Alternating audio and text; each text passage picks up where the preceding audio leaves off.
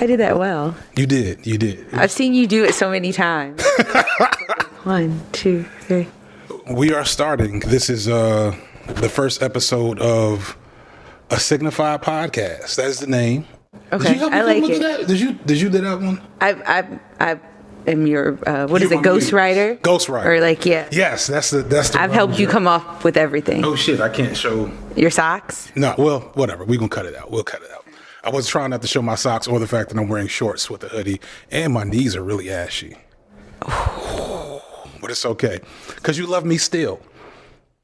I think we're going to talk about that today. That's part of today's. Right? Isn't this like a live therapy session? No. This is a podcast of some sort. Okay. With the ultimate goal of entertaining people. Mm-hmm. And not every podcast will be like this, because I plan on having all kinds of highfalutin political whatever stuff, and then like really silly stuff. But I figured no better person to start it with than my wife, who makes all that stuff possible. Yes. So is this like the part where we confess that I like pin all the things? Yes. Behind every man is a woman. Something. I started writing for FD in 2020. No, I wish. You were a good writer. I was a good writer. I remember reading your writing and being intimidated when you were going through grad school. When I'm really passionate, I'm a good writer. If I'm not really passionate, I'm kind of writer. I remember. I also Yeah. Like I've written a lot while I was tired. Yes. I skip a word here and there. Yelled at me, and then I check it and say it's really not that bad. Yeah, graduate school is like a hazing process. It is. It's real rough. It's funny having quit now that the main people that tell me I need to go ahead and finish my PhD are other black PhDs, because everybody else they just want to see you get hit. Right? They just like, nigga, you did all this, you might as well. I'm like, no, I don't feel like doing it. It doesn't make sense. But you can't front like you're a graduate school dropout. Like you did. I am a graduate school dropout. No, you did it 2 times over. So you have to be honest. That's skewing the story. So you didn't finish your PhD, but you did finish 2 graduate programs. Oh, I agree. I would never do it again. I would never do it again. And for my student loans, I would give it back. We could stop all of this, and I could go back to school. We can't. We can't. We here now. We're going. We're. This is it. Let's start there actually.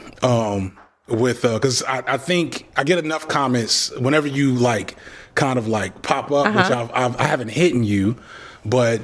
This is not this was an ordeal getting to this point to get her mentally and physically ready. I don't know. I want to say this is not me, but it's not you. It's not me. It's not you. It's not me. It's you. Like it's me in my heart. It's me in my head. It's not you in some capacity. I feel like both your heart and head agree that it's not you. But I feel like parts of you disagree with your heart and head, and society disagrees with your heart and head. Meaning that say more. Watch me. You are so my wife is incredibly talented. Would you like to sing? No, I would not like. And therein lies the problem. Out of that. And therein lies the problem. Yeah, no. So my wife is extremely talented. She's obviously very beautiful. But thank you. This is not. Yeah. See, you see how she's fighting me at every venue here. You are not built for. Hell, I'm not really either. But you really are not built for like the spotlight, like energy. You're not that interested in it, and it doesn't do well for your spirit. I'm not overly interested in it for a couple of reasons. One, because we are not the same, and I respect your platform enough to not have a platform presence that would in any way jeopardize the good work that you're doing. Right? Like I want to make TikToks. I just full disclosure, you know what I'm saying? TikTok like different world, I would be learning choreography, but I know that's not for the greater good, right? So I will put that aside. The other thing is I'm my worst critic. So something your people may not know is you read a lot of the feedback that you get after you put your art out, right? I call it art. I try to remind you that, look, this is your art. You put your art out and you give people the right to respond how they deem necessary, right? Yeah, you don't. People. No, not fuck them people. Okay. So you can't go back and forth. I have the muscle not to go back and forth with people. True. I don't go back and forth with people. Very true. My wife is in all the comments, by the way. I read them. I read them. That's how she comes back to me and says, "Why are you responding to this person?" I read them all. But I'm not going to go back and forth. I'm going to let you cook. I'm going to let you have your moment, and that's fine with me. So in that way, I could be built for this because I'm not going to people are not going to get me excited. They're not going to get me out of character. But I am my own worst critic. So the build up, like you said, to get here, I'm going to do all the negative talk, the critiquing of myself and all that kind of stuff. So it's good that you do what you do and I do what I do. I guess I just know. Can I tell them about the first time I heard you sing? Why are we doing this? I didn't. Moving on. So going back to the original question before we got on that tangent, how has life changed? Because there was a time during COVID where actually we were filming just for fun and just to have something to do. We were doing a fake podcast. True. On this side of the room, on the opposite side. We had each way over there. Way over there. And we were doing that for fun. And that's something we do for fun, but it was definitely just for fun. And then you fast forward 3 years later, and this is what I do for work. That's a loaded question. How did we get here? Was that the question? Well, no, not so much how did we get here, how have things changed? Right? Yes. So how has life changed? Life has changed in a myriad of ways, but it's also stayed the same. Mm-hmm. So we were always having lively discussions. You've always been an overthinker. You've always had a very analytical mind. You've always loved to write. One of those degrees is in English. So, I remember your Facebook post and people put too long, didn't read. That was the first abbreviated language sentence thing that I learned. Because I was like, why are they putting TDLR on all this stuff? I love him. Why are they doing this? But I get it. So 3,000 word Facebook posts, 4 comments. Yeah. So did I imagine you filming it and all that kind of stuff? No, but you were always who you are, So, okay. So how did life change? I don't work. That we can get back to that. We'll get back to that. Our house. So simple. Our house is a set, right? Oh, yeah. Our house is a set. So that's something. You, my very introverted husband, right? So I don't know if people know that about you. I've probably said that a couple of times, but I don't think people fully understand that because it's hard to claim introvert on YouTube with 600,000 subscribers. Yeah, it does seem a little disingenuous. Yeah. I'm so shy, but I'm going to sit here and talk to you. Here's my deepest, darkest thoughts. Yeah, exactly. But that's the thing. It's not really so it's your opinions, mm-hmm. right? It's your politics. It's your convictions. But you also do very well, I think, because you're introverted, to protect you. Yes. You know what I'm saying? It's not super. You called me A.J Signifier in real life one time, and I was very mad at you. It freaked you the hell out because you are not. You really put a nice line between your public facing persona and who you are. There's congruence, there's authenticity there, but there's still a difference. There's safe space, and I like that, and that helps for us as a family. So how does it change? Again, our house is a set. You are constantly listening to your own voice. So that means I hear you double. So we have conversations that usually inform your what you're going to write about, right? There's very few videos that did not start out as a conversation or end up as a conversation halfway through me working on it. True. Between me and you. Every video, either we're talking about something, we're talking about a topic that I maybe want to talk about, but I'm running it past you because you are in fact a muse. I don't think I thought the way I think now until I had to beat you in an argument. Yeah. Like our first year together, I had to win an argument against you, so I had to really start breaking down like the dialectics of logic and rhetoric. Yeah, because we argue for sport. We do. Like we don't argue I don't mean over. That, like, it's some fighting, like knockdown, drag down shit. I feel like the first. We debate. I mean, it's debating really, but we debate for sport. Mega churches was our first debate. I remember this. We were at Mega churches? Thumbs Up Diner, and I was still very much in my I don't remember this. Atheist space. And we're arguing about the validity. Ironically, you're defending at the time Eddie Long. Ooh.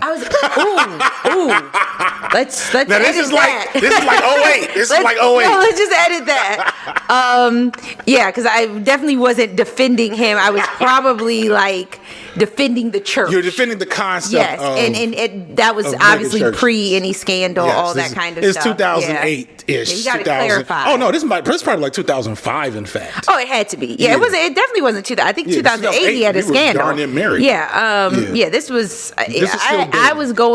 I visited that church in college. We all did. Yeah. They used to bus us. From, another thing, another video, another time. Right. But yes, I think iron sharpens iron. So I think we we are constantly having conversations that are causing us to like grow and evolve and change. And in this case, now those conversations become videos, become think pieces, not the conversations themselves, but light bulb goes off and you write. So going back to hearing you double, I hear you when we're having the discourse, right? And you're saying this and that.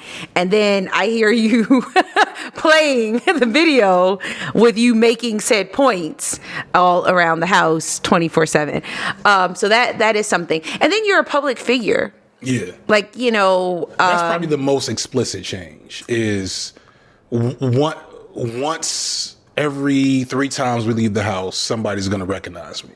Yeah. And I still haven't figured out how to handle that comfortably. I think I'm getting better, but then also we have to think about that actively every time we leave the house. That part. It's that part. I think you handle people because they're so appreciative of like the opportunity. So I think you handle people with grace and care and just you're polite. I mean, you that's always been who you are, right? So you do that well.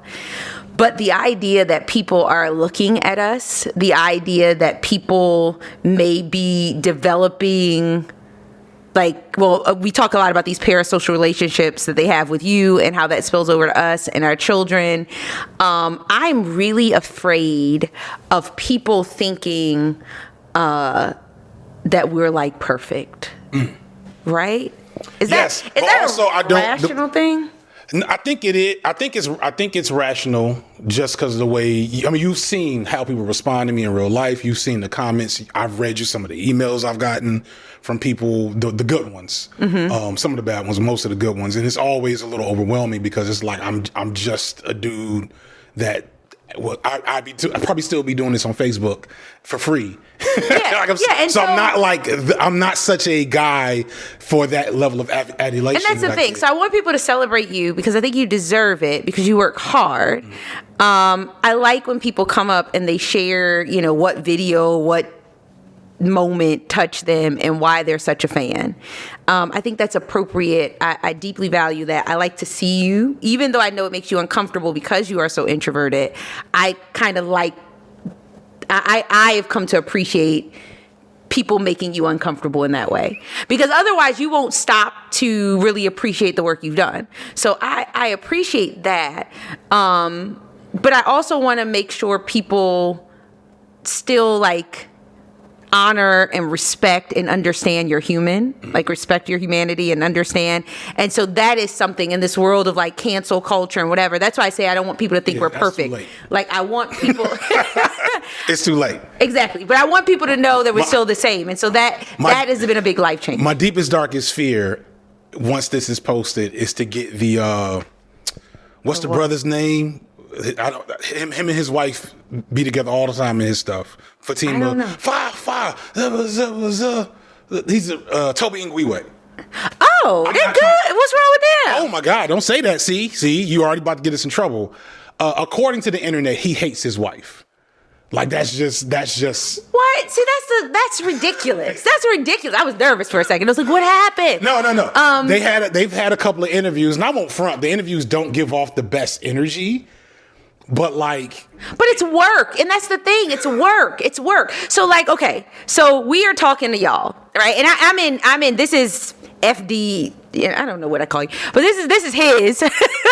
This is his sweatshirt, right, or sweater.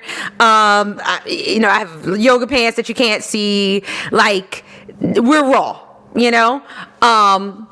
air quotes raw, right? Because behind this, in front of us, are like three lights, a camera, and obviously you have different mics and another computer and all that kind of stuff. Like, this is still work. Right. This is work. And so you say, people looked at his wife in the interview. They're working. Yeah. Like, who hasn't had a bad day at work? And now it becomes their relationship is falling apart. Like, not even that it's falling apart. He just hates her and she doesn't love herself enough to do better and leave. Girl, don't listen to them. Don't listen to them. I mean, I'm going to be honest, full disclosure, because crazy things happen every day. I don't necessarily listen to a lot of the music or any of the music, but I do know who they are. So I can't vouch for them, but I can vouch for the fact that this is work, and people sometimes read too much into these quick engagements they have with you via a screen. Right. So be fair. I mean, that's true. And that's that is an ongoing pressure. I'm not as worried about it now. I was more worried about that earlier on. I realized that as I watch my content and I look at how I talk back to people like earlier on, I'm way less nice now. I'm less apt to get into like real beef with people, like, certain figures and characters that are in the space that I'm in that I've had like drama with. Like, I'm less interested in that overall, but I'm also way less careful about sharing my opinion on an issue or person or in a comment section. Partly because like, I don't want people to invest too much into a pristine, perfect image of me. Because that's too much pressure, because I will disappoint, and because that's dehumanizing in a way. Yeah, it is. It is. I think you've just gotten wiser. I don't think you've gotten less nice. I don't even think that's possible for you. You're not a I don't want to give the impression that you're a people pleaser. You don't perform. Like, you perform. I'm actually known for not doing that. Known personally for not performing. But with that comes, like, when you're nice, when you appreciate somebody, it's genuine. Because you're not, I'm from the South. I am a bless your heart, sweetie. That is like the space I grew up in and sort of my posture around people, right? I want to be well received. That is not you. You want to be left alone. No, not like you want to be accurately perceived. Yes. That's the thing. You want to be accurate. I want to be well perceived. Most people want to be well perceived. You want to be accurately perceived. So if what people are asking you to do is not comfortable, not true to you, doesn't feel right for you, you won't do it. So going back to the thing, I don't think you're less nice. I think you're just getting wiser in your movements. And so you're still nice. You're still going to appreciate people. You're still going to converse with people. You're still going to accept criticism. I don't think people realize. So I said you read the comments, and I read the comments, but you really sit with people's fair critiques. People's fair critiques, not their ugly stuff, but their fair critiques. So, so again, you're not less nice, you're not less open, you're just smarter about the use of your energy. That makes sense. You said energy, so let's segue. Because one of the topics that we pricked it the other day at lunch. Okay, and said, save it for the podcast. How comfortable can I get? I don't want y'all to see my feet. I mean, they are painted, but we definitely don't want to show feet for free. I don't. Oh, I could get. Yeah, you could. No feet for free. Yeah. Maybe coming soon. They wouldn't know it was you though. If I just happen to start promoting somebody's foot OnlyFans, Yeah. I'm not saying it's my wife. Coming soon. That's what this is about. This is the launching of my my OnlyFans. But go ahead.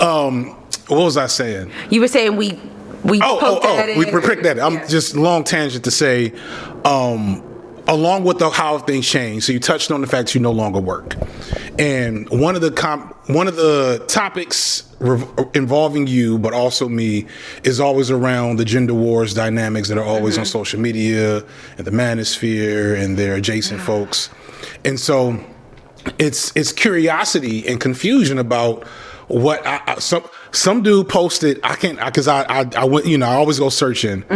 Some dude posted that it's very clear I'm a very domineering and conservative person at home, and it's like if you don't have my dinner, you need to fear my wrath. You are cooking tonight, but maybe I don't know. I don't know. That should tell you exactly how this works. It depends on my energy level. It depends. Something could go wrong today, and I'll just be like, I'm not cooking. Right. I've seen a meme like too much traffic. I'm not. Too much traffic. I'm not cooking. So I kind of that's how I operate. I have to see what my spirit feels. But what I say is to say it is. I think it is challenging to a lot of people to glean my politics and the way I talk about gender and the way I talk about certain issues, and then also consider the fact that I am now, at this moment, a patriarch in this household, as the protector and provider, which are words that we don't use here. We do not. So explain that dichotomy to people. Explain to people how you were the person making all the money. Yeah, so let's run this back. Put some respect on my name. This is for you, sir. So I stopped. I don't work. That's true. Okay. So I said that. I stopped working. I think it's been a little over a year now. So you had been doing your YouTube thing for quite a bit of time. So it wasn't like you start YouTube, I stopped working no. And it was with a heavy heart. It took me some months to decide. And there were just things that were going on in my particular professional space that kind of made it easier. But it was hard because I identified with work, and taking that a step further, I was, for most of our relationship, the quote unquote breadwinner.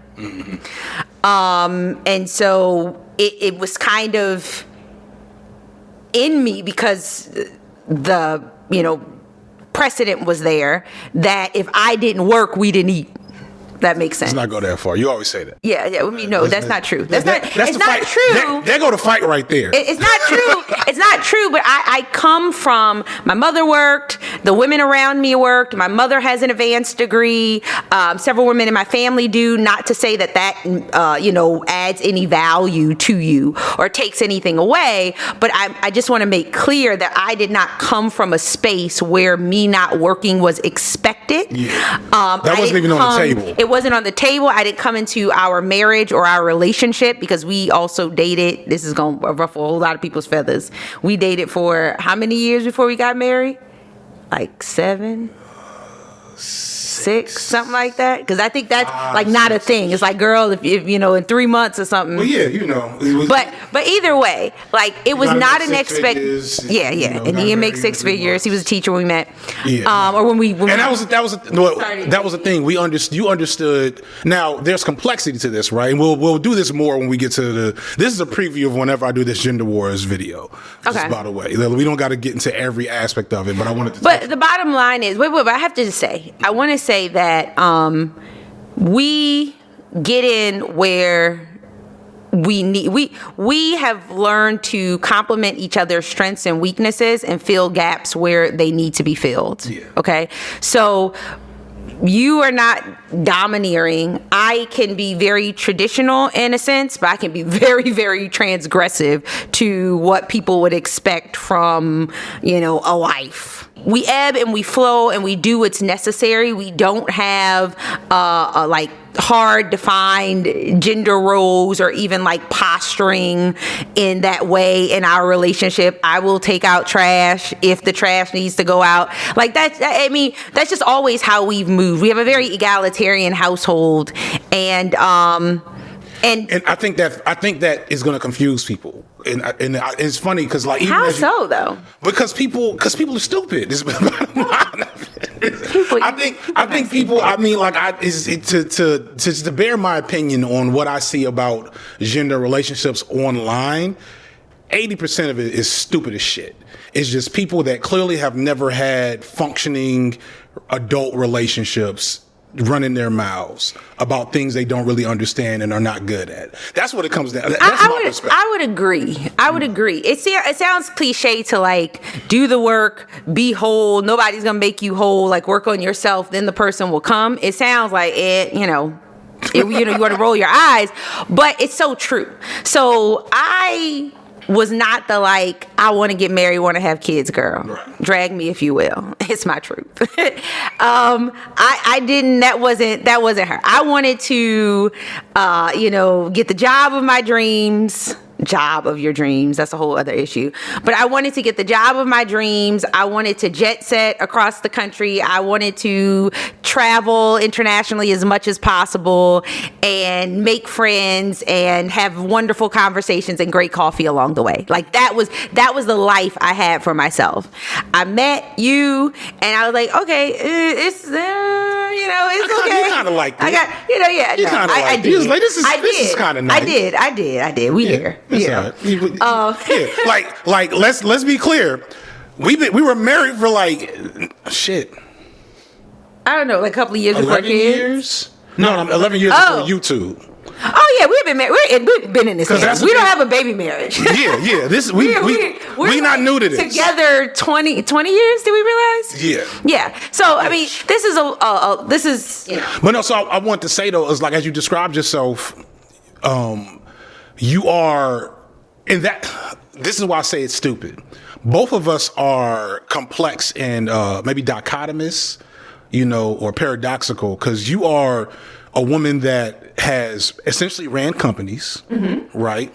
You are not afraid to get your hands dirty, not afraid to speak up, not afraid to, it was never fun or easy for both of us working to make ends meet. But like you making more money than me was never an issue. The issue was the lack of money that we needed. That we made. Yeah, exactly. Reason. The issue was just the struggle in general. Of not being broke. That's why I said about like the whole work on yourself thing. You people would roll their eyes at that.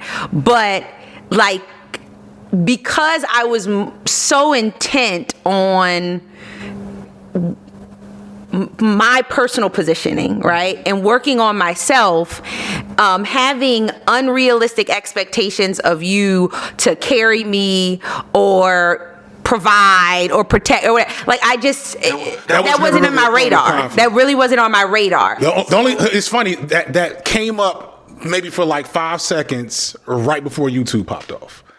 I was tired. I was tired. It was COVID. So it was like, nigga, we do something. I'm gonna die. COVID and my work responsibilities during COVID wore me out. I needed the break when the break came. But hold on, let me finish what I'm saying though. So all those things, right? At the same time, you described yourself as very traditional, which is also true. I think if people had a bug's eye view, if people could be a fly on the wall in our household, they probably also describe you as very submissive. And I'm not right. I'm not supposed to say that. Can we bleep that out? You're gonna bleep it out. Yeah, bleep that out. The S word. I'm not gonna bleep it out. People would describe you as the S word, right? And that probably still confuses people because the reason, the thing that got us here was I read something about I need a man to take me out my masculine energy or put me in my feminine energy. And when I asked you, has this newfound world where I am a traditional breadwinner put you in your feminine energy, you were like, kinda? And so I guess it's just the way you think of things, right? Because I can understand to some extent what women are saying or what that woman may have meant, right? I don't want to speak for her, but I think I get it. I never thought meeting you as a partner, 50-50, 50-50. 80. At sometimes 60-40. Yeah, 60-40, all that kind of stuff. 80-20. I never saw that as me being in masculine energy. Yeah. Because one thing I always, so when I made full disclosure, when I made more than you, which was up until YouTube, most of our marriage. Basically, when we had kids, which is probably the most, that's obviously the most challenging part of a partnership. And of course, parenting is these first 10 years of figuring out what the hell we're doing. Yeah. You also took a large jump up right when we had our first son. Yeah. And I was still teaching. And then I think I went back to grad school at that same exact time. You did. So we were both kind of right at the same spot, and then suddenly you took a huge jump up, and I was like, look, I'll get there when I can. I don't know when this is gonna happen, but I'm a root you on. and that's a good point, because I wanted you to go to school. I always, even when work was kicking my butt, I never wanted the drain, the anxiety, the frustration, all the things that come with working, right? And then working a demanding job and leading people and all that kind of stuff. I never wanted you to feel that. Now, of course, because you were also a professional, you were stressed and you were drained and all that kind of stuff. So, I mean, it just is what it is. But going back to the masculine energy thing, I don't think being broken for the sake of money or provision is ideal for anybody. Yeah, that's the thing that always kills. So I didn't think, because I'm wearing myself out, I'm in my masculine energy, because I don't want my man to wear himself out either. I would prefer us both to do something that we enjoy, and then we can eat off of that. And that's kind of where we, have found ourselves. But so I get what she was saying. Totally get what she's saying. I never thought I was in my masculine energy. I just thought I was holding my weight. I thought I was being a good partner. I will not lie. I did at certain times think, I need a break, but I didn't think, I didn't think it was my masculine. Because the thing that I think is never touched on in these like 50-50, soft life adjacent conversations about like provision, etc., is don't nobody like working, and ain't nobody's job like easy cakewalk nonsense. Yeah. And so like you were in corporate America, and that's its own set of poison. And I was in social services and education, which is a whole different set of monsters. And so we would both come home broken and stressed and tired from what we went through on that work day, except at the end of the month, my paycheck was 1/3 less than yours. and I did not have, there wasn't an upward ladder, like the trajectory for you. Clearly, as we started getting to a certain point, it was like, hey, dividends, motherfucker, we on the way up. And for me, it was like, all right, you want to get an extra degree? Because otherwise, nigga, this is where you're going to be for the foreseeable future. That made me think of something. So going back to how we balance each other out, right? And we play the role necessary for the space and the season we're in life, right? So sometimes that looks very traditional. Sometimes it's very transgressive to traditional norms. And so when I was making more, right? Like you said, I made a jump, right? And with that increase in salary came an increase in responsibilities, an increase in professional visibility. And so there is an expectation, like there's a certain posture, particularly as a Black woman, that was expected to have in the spaces in which I existed professionally.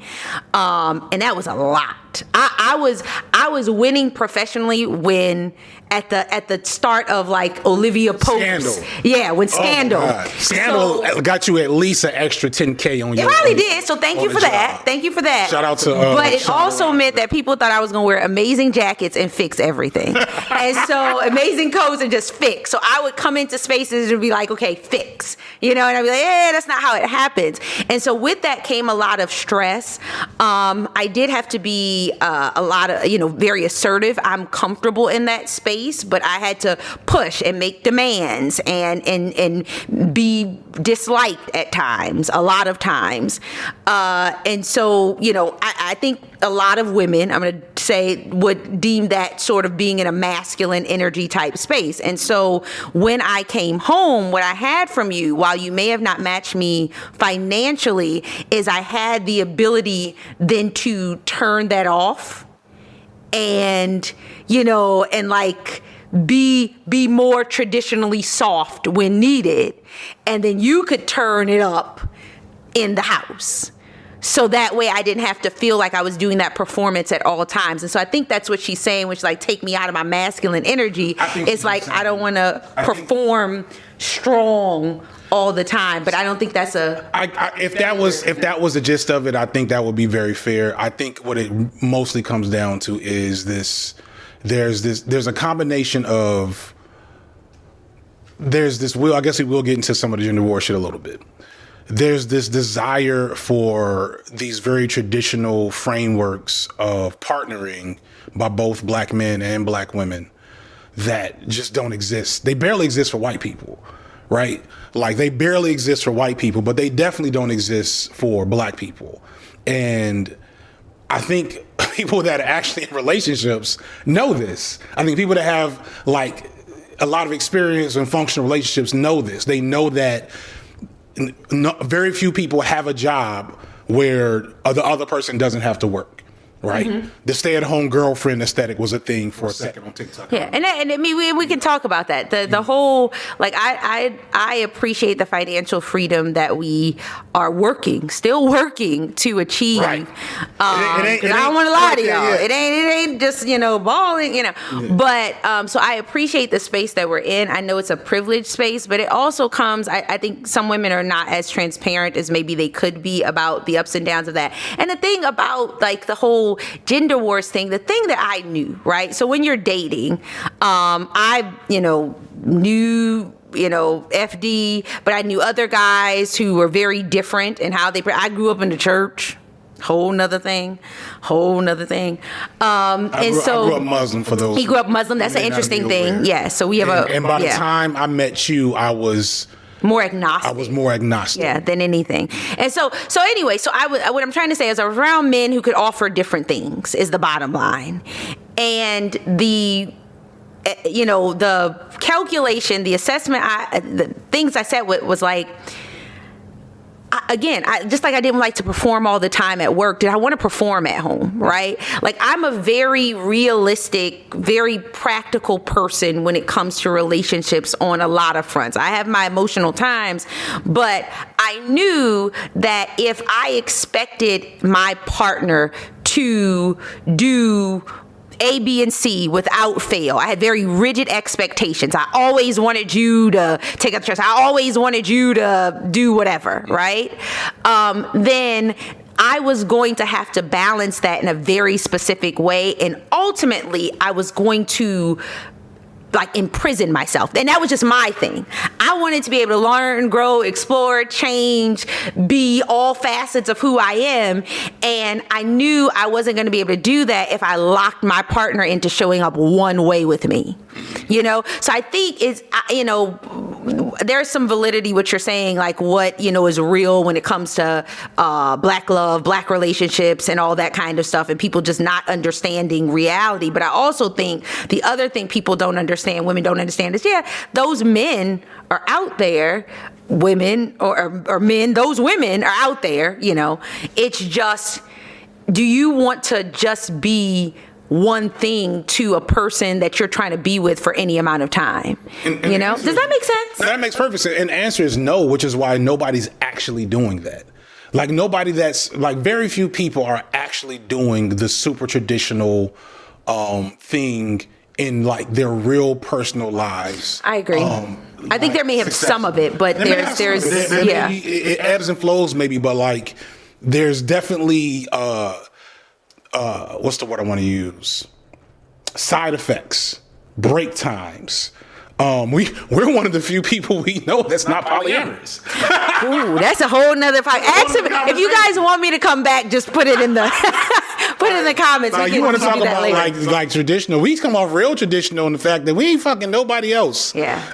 It's not, and this is not to judge people who are polyamorous. Oh, of course. But it's like the fact is nobody's doing that thing that is always trending on Instagram in relationship goals, whatever, right? Nobody's doing that. Like, it started with Will Smith and them. They broke that out to us then. Mm-hmm. But then when they told us the truth, we looked around and, oh shit, everybody was doing that the whole time. And it's like, and this is like, I personally am way too jealous and possessive, to be real, to ever deal with polyamory. Again, if you want me to come back. But the reality is, I think people want way more out of partnerships than partnerships are actually designed to be. So we're big fans of therapy. I think you've talked about that, right? Yes. And so, so I go to therapy, our kids go to therapy, whole thing. We just find it to be useful. And before going to therapy, I thought that like healed or whatever was like a destination, right? Like you were going to get there and it was like, okay, I'm here, done. And I realized it's a journey. And it's the same thing with like healthy partnerships, right? It's not like I signed up for the healthy partnership.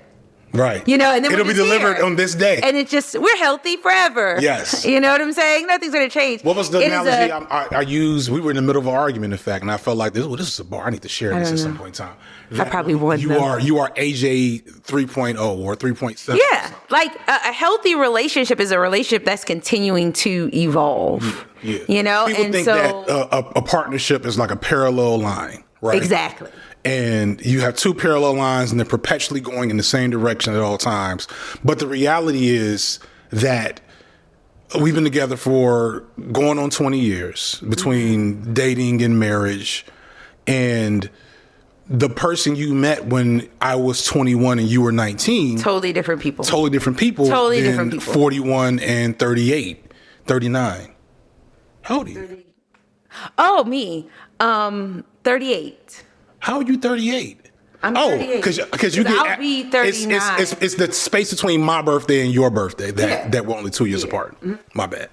What was I saying? Oh, and so like the analogy I said is that like in reality it's two parallel lines, but at different points one parallel line is just going to go in a different direction. Yeah, and it's like you have to, if you're on the other parallel line, you have to make conscious decisions to adjust so you stay parallel to that person. You have to adjust, and that's what keeps it, makes it, whatever, healthy, functional.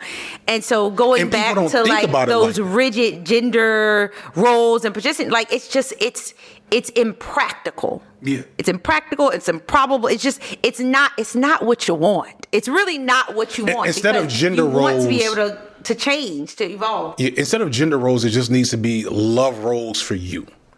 Yeah, because I think your relationship is customizable. Because you get to make them fucking decisions. It's very personal to you. I mean, we are weird to a lot of people. Like, let's just call a thing. We are weird, Like people don't understand. Watch weird things. We laugh at weird things. I wasn't as weird before. But you had to be weird enough. But we're weird, and you were close enough. And so, like, I made you a little weirder, and you're welcome. Yes, you know what I'm saying? Yes, and thank you. And so you just, in a successful partnership, like you said, you have to be willing to adjust for your partner, be weird with your partner, be traditional sometimes, be transgressive others, and that makes the health, not the performative thing. And I think because we're so encouraged by mainstream society, we're so encouraged to show up in these traditional ways that even to your point about the Will and Jade, even people who know that's not their truth, that's not how they're getting down, they still force themselves to show up in a certain way because that is what's accepted. Yeah. And so we not that, and I don't think anybody wants that. So, and that's because there's pressure, because as I'm thinking through, like, as we're talking, right, I'm also thinking, because that's how I have to think about things, that this is a product and a production, right? This is a podcast. We're going to show this possibly to thousands, maybe hundreds of thousands of people will see this conversation we're having. And so we're going to cut the camera off and go back to being blank and blank. Yes. Right. Docs and docs. And it won't be a single thing. But the product that we put out to the world will become our definition. The definition of who we are. And so that takes us back to the top of the conversation when you said, how has life changed?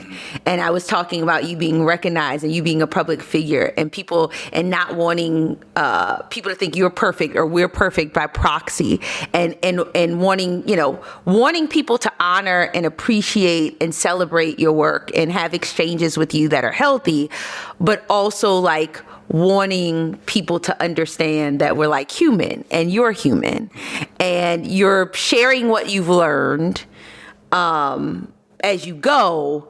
But again, it's not a destination. It's an as you go type of thing. And it's a calculated, most of the time, it's a calculated act. Like there are things that we have said like in this moment that I'm going to cut out because I'm like, that's not for everybody to hear.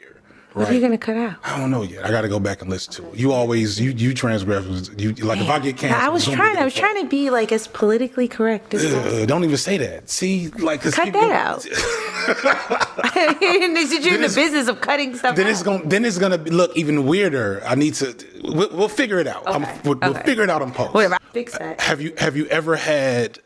So one of the topics I thought was interesting to see the internet's response was Michelle Obama's statement that she went through a 10-year period without liking her husband. And so I didn't think that was really earth-shattering. That was like I don't know if you went through a 10-year period of not liking me, right? No, not 10. Not 10. I don't think Michelle went through 10 whole years herself. Don't take away her truth. That's her truth. She said 10. 10 is 10. But my point is, the way that was received tells me, and going back to the Black Love video, there are some people that were so inspired by that video as a whole, and there are some people like, yeah, this ain't for me, and I don't blame them at all. Well, why wasn't it for them? Just because it's hard. This shit is hard, and people don't. I don't think people partnering understand. is very hard. Yeah, like that. This is not a fucking game. This shit is not a fucking game, y'all. Like this is a daily task of adjusting, embracing, loving. There's also, be clear, there's also a lot of joy. I hope that comes across during the conversation that this is genuinely my best friend. I don't even think you have to I hope that comes across. I hope it comes across. I don't know. Because people think Toby Nguiwe hates his wife, the person he takes on the road with him everywhere. They think he hates her. So let's talk about why, because we both say, yeah, it's hard. It's hard. Right. But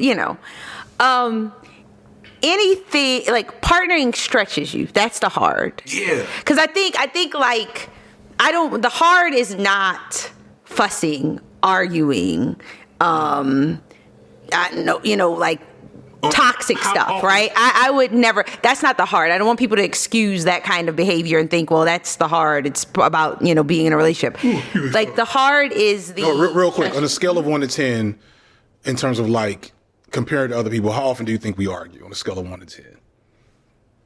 We don't argue much. I would say that too. Yeah, we don't argue much. We get I'd say we get 3 good arguments a year. Maybe even 2. That may even be, it may be more maybe like 2. Even 2. I feel like we've only had... We don't be bothering each other like that. We don't be, and now that he has you guys, and now that he has you guys to talk to, it's super easy. It's super easy. You guys, you have made our relationship better. We don't argue that. But it's also because I know how to I don't know what you're doing. I know how to avoid fights. I'm Philly Shell up in this motherfucker. So I appreciate you. So that's the heavy lift that you do in our relationship. I can't say I really avoid fights. I was about to say that. I just realized I don't think you avoid fights like I avoid fights. I just generally don't think people should be fighting with me. So I just am confident and I just show up. Yeah, I have the one glove up here and I got the shoulder and I'm I think people know better than to swing. Sure. I just show up. But we don't have really rigid, fixed expectations. So we are vocal and we over communicate. So that's something people have not critiqued this on, but said, observed. Like I've had girlfriends, she's like, you talk to your husband all the time. Like we over communicate, right? And so that helps too. And so we're really open when we are not like doing it for each other. Like, you know what I'm saying? Like I want it, I need there's it more. fights and then there's I'm angry at you. Yeah, or I'm disappointed at you. Or disappointed at you. And that happens plenty both ways. That happens all the time. Is the way that's handled, I think both of us have a strong response to it. I'm sorry, I have to laugh again about you dodging fights because I don't even think about that. Like I literally don't do. That's because I'm wondering how I need to improve as a partner because like I literally just wake up and live. I don't even think. I just wake up and live. The ebb and flow of things is I'm much more easygoing than you are. And I'm much more, just keeping it real. I'm much more easygoing and like much less interested in, I think, and I hate to say this, I think this tends to be a masculine trait. Okay. Because men learn to respond to conflict with aversion. Because a conflict for a lot of men means that we there's ways I think about the world in terms of conflict, like a conflict that I'm going to enter into fully, I need to be ready to die, right? Because that's what society requires of me. If I'm walking down the street with you or without you, and another man enters into a situation where a conflict might arise, I have to fully consider that this man could kill me. Because that is just the nature of much more dramatic way of just saying you pick your battles. Sure. Like you pick your battles. I'm picking my battle now. And you pick your battles wisely. And being a man has taught you that you have to do that or else. And I respect that and I understand that. But on top of that though, another thing I think is that for a lot of men, we learn early on that our emotional response to a situation is not always going to be taken seriously or addressed adequately unless it's explicit anger or like, whatever. Then it's like, okay, this is serious. And I don't like to get into that space. Mm-hmm. That space does not bode well for me. It doesn't bode well for you. And so I have learned how to engage with you around issues and conflicts. Over time, I don't fear that from you. But there was a time where I did, like, I'm not even going to bring this to her attention because I don't even want to deal with having But, like, now I know how to do that. But that comes with time and effort and that growth. Well, it comes with growth and just understanding your partner. And so now the fights I'm avoiding now is you don't like how your hair look and I'm not even going to say nothing about it. That's what. Smart. That's the fight now. Before I'd be like, oh, baby, you look good. And I'd be like, yeah, let me go downstairs and write. Don't believe it every time. As a wife, I do not believe it all the time. I always tell him he has husband goggles, which is a real thing. Because like mom goggles. I can't wait to see the comments about how you look. Don't do it. Please tell my wife how she looks. Or better yet, if you don't have something nice to say. It's not going to work. It's not going to change. Don't say anything at all. Yeah. We were all tracked. You were saying something and you started laughing about me dodging bullets. Well, I'm just thinking about how much I've grown in our relationship. And again, like you were saying, we don't argue much. Like I have grown to let not all things, I want to be very transparent, but a lot more things not excite me, if that makes sense. I've grown to choose my battles more wisely. So with that comes a little bit of a carefreeness. So I don't wake up wondering what things I'm going to have to dodge. I just wake up trying to be as centered as possible. And I think I just, in general, just miss not to say that you're doing things, but I'm just less sensitive. I'm less on guard. I'm less, I'm not looking for a reason to be bothered. I'm not looking for a reason to pick apart whatever we've established. I'm just moving. And trying to move with gratitude and all those kinds of things. So there's a sense of trust and comfort that comes after a while. Yeah. Because it's like, you get tired. I mean, that's really, you get to, I think about my parents and, no. I'm not going to talk about their, but I'm just saying over time, you get, when you've worked to have the healthy relationship and you've done the ebb and flow and you've changed and adjusted and pivoted to remain in a healthy place with your partner, you kind of then just get to a place, and it's a place of love and a place of mutual adoration and really just friendship and trust where you just kind of go. Yeah. You know what I'm saying? You just, so that's what I mean when you get tired. Whenever people ask me for relationship or whatever advice, I always say, your partner is not being an asshole on purpose. At some point in time. Oh, that's so funny. I'm just laughing because that's a lesson I had to learn. Yes. At some point in time, your partner will be an asshole, or partners, for those of you that have multiple. And what you have to convince yourself of is that for the most part, if y'all really have a good partnership and y'all really love each other and things are working how they're supposed to, when your partner is an asshole, it is not an intentional, it's not intentionally in your direction. This is a flaw, a weakness, a deficiency, whatever you want to call it. And in good partnerships, the ideal is that the deficiency and flaws and shortcomings and weaknesses that you have, I will be able to cover, and vice versa. I mean, I think you have to remember, this is just a different way of saying what you stated is, that you have the same end goal. You have the same end goal. So your partner's not trying to be an asshole. People don't have it. Go ahead. Yeah, your partner's not trying to be an asshole. Doesn't mean you don't tell them when they're not. Like I said, when you're disappointed, when you're upset, when you express yourself. So it's not like, oh, he's not trying to be an asshole, so let me just grin and bear it and not say anything. That's whack. But you guys are working or should be working to the same end goal. And I think, and the end goal is obviously, hopefully staying together, building together, all that kind of stuff, but also just wanting each other to be happy. And that's something. And wanting to be happy yourself. Think about, wanting each other to be happy, meaning wanting that person to be happy. And likewise, I try to think of that. So when we have the moments where we miss each other, I try to think less about the offense done to me and more about the headspace you're in and keeping myself and you in a place where we can be happy. So that makes sense. I think a way I would put it is whenever there's a conflict, right? Getting back to my Philly shell. If there's an issue between us, my balance sheet says, all right, if I bring this, is it worth bringing to you and working out this problem?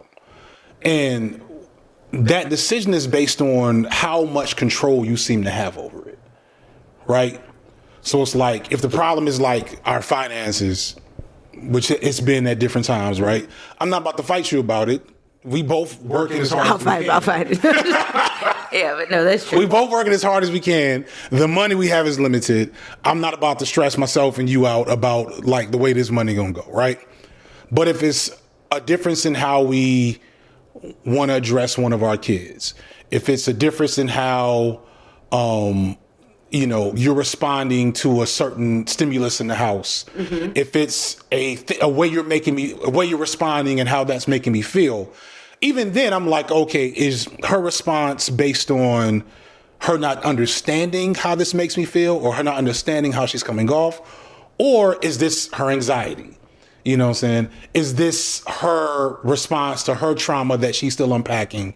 And the best thing for me to do is to point it out maybe and then like give her space to work through it. I agree with that. That's a good time to stop the conversation. I think so. But it was a good conversation. I wish you luck on this podcasting journey. Yes. The next guest will be not as near and dear to me.